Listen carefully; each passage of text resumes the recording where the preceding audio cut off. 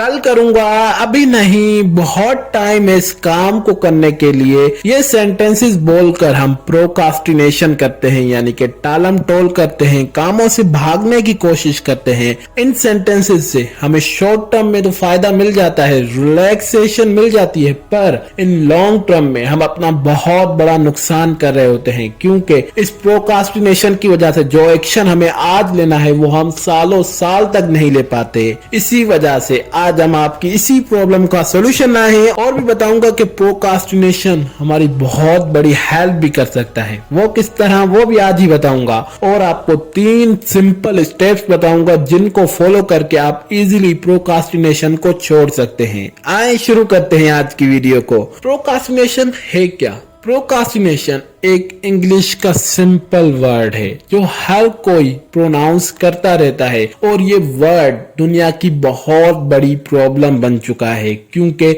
हम इतना इस वर्ड की वजह से अपना नुकसान कर रहे हैं जिसकी कोई हद नहीं। हम हर काम से भागना चाहते हैं, उसे करने के बजाय उसे टालते रहते हैं, कल करेंगे, परसों करेंगे। इससे हम अपना बहुत बड़ा लॉस कर रहे हैं और ये प्रॉब्लम ना सिर्फ हमारी बल्कि वर्ल्ड लेवल पर बहुत सारे लोगों की है। ये जो प्रोकास्टिनेशन है ये आपको सक्सेसफुल भी बना सकती है और ये आपको अनसक्सेसफुल भी बना सकती है। सक्सेसफुल वो किस तरह? थोड़ा सब्र रखिए, पहले अनसक्सेसफुल को डिस्कस करते हैं। ये जो प्रोकास्टिनेशन है इसकी जो सिंपल मीनिंग है कि किसी काम से भागना। अब हम क्या अक्सर नहीं करते रहते, जब कोई हमें अपॉर्चुनिटी मिलती है कि इस पर काम करके हम आगे बढ़ सकते हैं, तो क्या हम नहीं करते कि कल से करूंगा, अभी बहुत टाइम है, पहले लाइफ को एंजॉय कर लेते हैं, उसके बाद करते हैं। इस अरसे में क्या होता है कि शायद कोई और आ जाए उस काम को करके हमारी जगह, वो सक्सेसफुल हो जाए। ऐसा होता है कि नहीं होता? क्योंकि हम तो वेस्ट कर रहे हैं ना उस अपॉर्चुनिटी को, कल करूंगा, परसों करूंगा, 1 महीने के बाद करूंगा। इस वजह से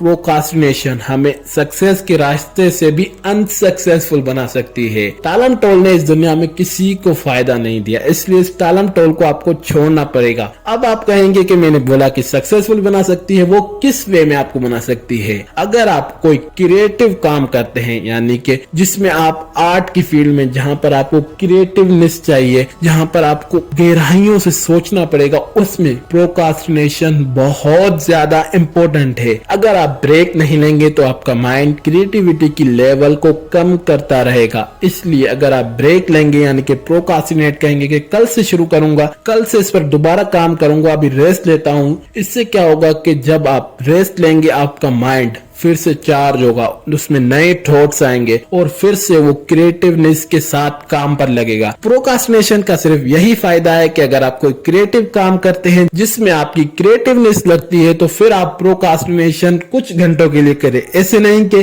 पूरा काम पड़ा हुआ है कि कल करूंगा, नहीं, वो गलत है। उसमें आपको चंद घंटों या फिर 1 घंटे का या फिर आप 1 दिन का ब्रेक या फिर प्रोकास्टिनेट करके अपनी लाइफ के अंदर एक बहुत बड़ा चेंज आ सकते हैं क्रिएटिव फील्ड में। दूसरी फील्ड के बारे में मैं बात नहीं कर रहा, सिर्फ जिसमें आपकी क्रिएटिवनेस काम आती है। प्रोकास्टिनेशन तो आजकल हर किसी की प्रॉब्लम है। अब इसका सॉल्यूशन क्या है? जो हम 90% लोग सबसे बड़ी गलती करते हैं और जिसकी वजह से प्रोकास्टिनेशन होती है एक्शन लेने में, वो ये कि हम किसी फील्ड को समझते ही नहीं है, उसके बारे में प्रैक्टिस ही नहीं करते, बस किसी से सुना और चाहेंगे कि एक्शन लेने चले जाए। नहीं, सबसे पहले आपको लर्न करना पड़ेगा, उसके बाद प्रैक्टिस करनी पड़ेगी। जैसे एक एग्जांपल, आपको वीडियो एडिटर बनना है तो आपको पहले क्या सीखना पड़ेगा? Video editing. उसके बाद आप उसको प्रैक्टिस करेंगे, तब जाकर आप उसमें किसी लेवल पर पहुंचेंगे। नहीं तो नहीं, आप बैठे रहेंगे वहीं पर सोचते सोचते आप कभी भी वीडियो एडिटर नहीं बनेंगे। इसलिए सबसे पहला स्टेप क्या होगा? आप किसी अच्छे वीडियो एडिटर को ढूंढेंगे, उससे सीखेंगे, फिर उसे अप्लाई करेंगे, यानी कि प्रैक्टिस करेंगे, फिर आप उस वीडियो एडिटिंग की फील्ड में जाएंगे।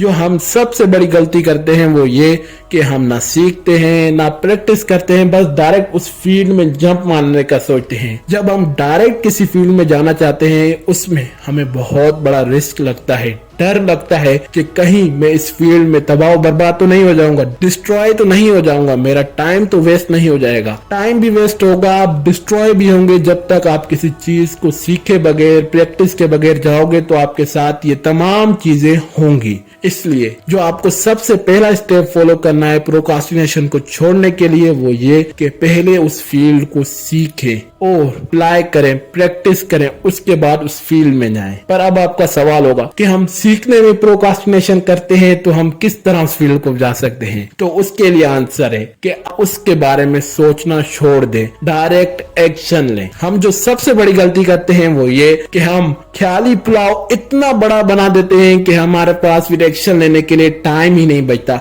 हम घंटों घंटों उस फील्ड के बारे में सोचने लगते हैं कि हमें इससे ये फायदा होगा, वो फायदा होगा। नहीं, सबसे पहले आपको बिल्कुल कम सोचकर एक्शन लेना है। चाहे वो आप YouTube पर वीडियो देखकर उसे फिर आप प्रैक्टिस करें अपने वीडियो एडिटर ऐप पर, तो उससे क्या होगा कि आप कुछ सीखेंगे, फिर आपके अंदर चुल पैदा होगा कि चलो आधा घंटा और सीखकर इसे अप्लाई करता हूँ, प्रैक्टिस करता हूँ। इसलिए कम सोचे और एक्शन लेने पर फोकस कीजिए। जो तीसरा स्टेप है वो फाइनल। आपने पहला स्टेप लिया, उस फील्ड को सीख लें, प्रैक्टिस कीजिए। दूसरा कि कम सोचकर एक्शन लीजिए। जो तीसरा स्टेप है वो स्मॉल एक्शंस लें। एक कदम अपनी फील्ड में बढ़ने की कोशिश कीजिए, ज्यादा ना बढ़ने की कोशिश कीजिए। हम जो सबसे बड़ी गलती करते हैं वो ये कि हम एकदम से 100 फीट का जंप लगाने की कोशिश करते हैं। 100 फीट के जंप लगाने के लिए पहले आपको 1000 कदम पीछे जाना पड़ेगा। उस स्पीड से भागकर फिर आप 100 कदम का जंप लगा पाएंगे। इसलिए आपको पहले एक एक कदम चलकर 100 मीटर को जंप को क्रॉस करना पड़ेगा। नहीं तो बगैर स्मॉल एक्शन के आप कुछ भी नहीं कर पाएंगे। प्रोक्रास्टिनेशन हम क्यों करते हैं,